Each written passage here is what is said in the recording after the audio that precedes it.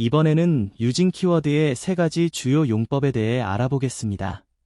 첫째, 별칭 지정에 자주 사용되며, 둘째, 네임스페이스를 열어주는 구문으로 쓰이고, 셋째, 필요한 항목만 선택적으로 열어주는 유징 선언이 있습니다. 그럼 각 용법을 살펴보겠습니다. 먼저 타입 별칭의 경우, 기본 키워드 뒤에 원하는 이름을 지정하고 실제 데이터 타입을 지정해주면 됩니다. 이는 기본 타입은 물론 사용자 정의 타입, 포인터, 참조형 등 모두 사용 가능합니다. 유징은 타입 def와 기능적으로 동일하지만 지정 대상이 왼쪽에 오기 때문에 더 직관적이며 이해하기 쉽습니다. 특히 함수 포인터나 템플릿의 경우에도 가독성이 높아지는 장점이 있습니다. 예를 들어 unsigned int와 같은 타입의 이름을 붙여 선언하고 이를 통해 더 간결하게 사용할 수 있습니다. 클래스 타입도 마찬가지로 유징을 활용해 이름을 축약할 수 있습니다. 여기에서는 함수 포인터의 별칭을 지정하는 경우를 볼 수 있습니다. 예를 들어 함수 이름을 쓰고 반환 타입이 int이며 파라미터가 하나인 함수 포인터를 만들 수 있죠.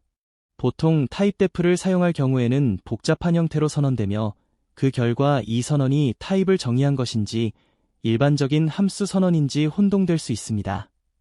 하지만 유징을 사용하면 직접적으로 대입하듯 선언할 수 있어 변수 선언 방식과 일관성이 있어 훨씬 더 직관적입니다.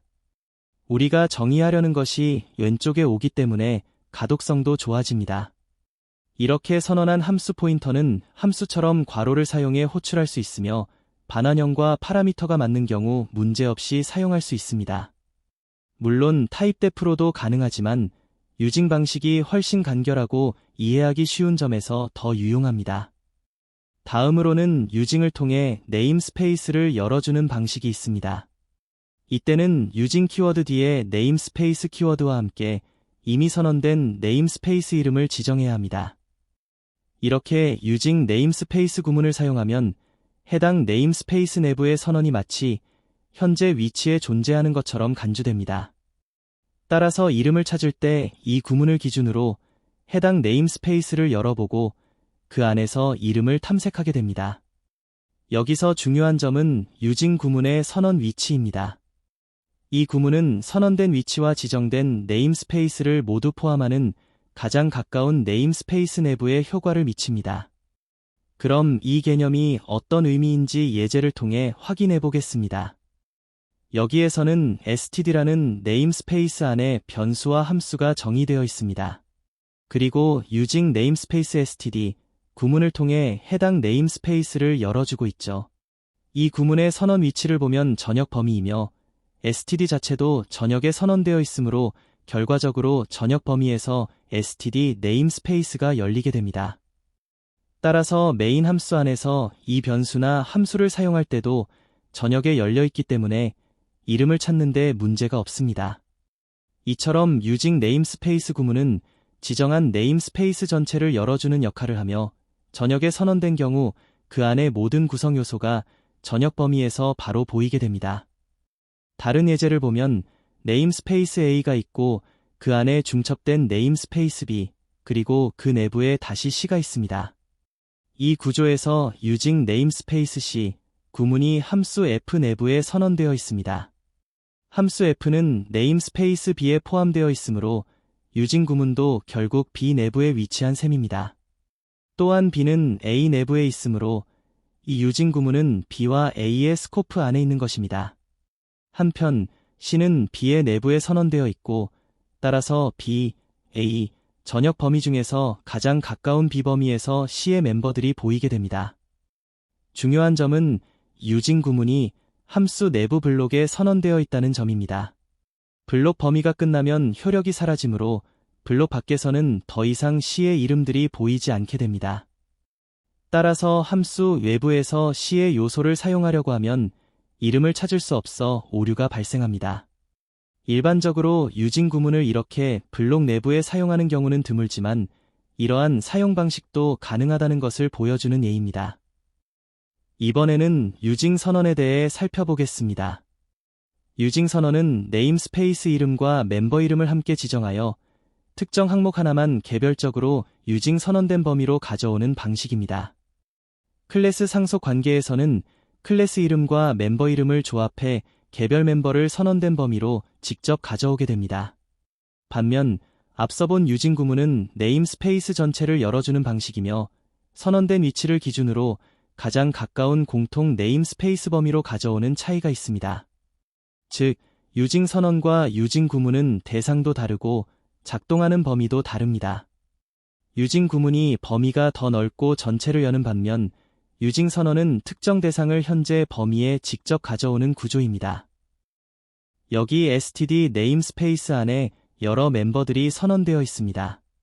유징 선언을 통해 특정 변수 하나를 가져오면 해당 변수만 현재 범위로 가져오게 됩니다. 예를 들어 변수에 대해 유징 선언을 했고 그 선언 위치가 전역이라면 변수는 전역 범위로 가져오게 됩니다. 함수의 경우에는 함수 이름만 지정하며 파라미터를 명시하지 않습니다. 따라서 동일한 이름을 가진 함수들이 오버로드되어 있을 경우 파라미터 유무와 관계없이 모두 함께 가져오게 됩니다. 이 경우에도 선언 위치가 전역이면 가져온 함수들 역시 전역에 위치하게 됩니다. 따라서 이후 전역에 있는 함수나 변수는 다른 함수 내부에서 문제없이 호출이 가능합니다. 반면 특정 블록 안에서 유징 선언이 이루어졌다면 그 선언의 효과는 해당 블록 범위 안으로 제한됩니다. 이는 유징 구문과의 차이점인데 유징 네임스페이스는 가장 가까운 공통 네임스페이스 범위로 확장되지만 유징 선언은 정확히 선언된 위치에 직접 적용됩니다. 따라서 클래스 내부에서 유징 선언이 이루어지면 해당 멤버를 클래스 멤버처럼 사용할 수 있게 되는 것이죠. 정리하면 유징 선언은 선언된 위치에 정확히 적용되며 블록이나 클래스 등 어디에 선언하느냐에 따라 그 범위가 결정됩니다. 다른 예제를 보면 클래스 A가 있고 이를 상속한 클래스 B가 있습니다. 클래스 A에는 F라는 함수가 정의되어 있고 클래스 B에도 같은 이름의 함수가 있지만 매개 변수가 다릅니다. 만약 유징 선언이 없다면 클래스 B에서 F를 호출하려 할 때 컴파일러는 먼저 B 내부에서 F를 찾고 발견된 순간 탐색을 종료합니다. 즉, 자식 클래스에 같은 이름의 함수가 있으면 부모 클래스까지 탐색하지 않습니다. 따라서 일반적인 경우에는 유징 선언이 필요 없지만 함수 오버로딩처럼 동일한 이름을 가진 함수들이 자식과 부모 클래스에 각각 정의되어 있고 이들을 함께 사용하려는 경우에는 반드시 유징 선언이 필요합니다. 자식 클래스에 정의된 함수는 파라미터가 다르기 때문에 호출하려는 인자와 일치하지 않으면 오류가 발생합니다.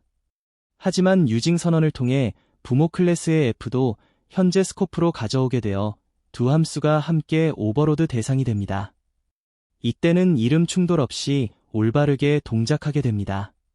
정리하면 유징 선언은 클래스 상속 관계에서 부모 클래스의 멤버를 자식 클래스의 스코프로 가져와 오버로딩을 완성할 때 사용되며 또는 네임스페이스 안에 특정 멤버를 선택적으로 가져올 때도 사용됩니다. 이상으로 마치겠습니다.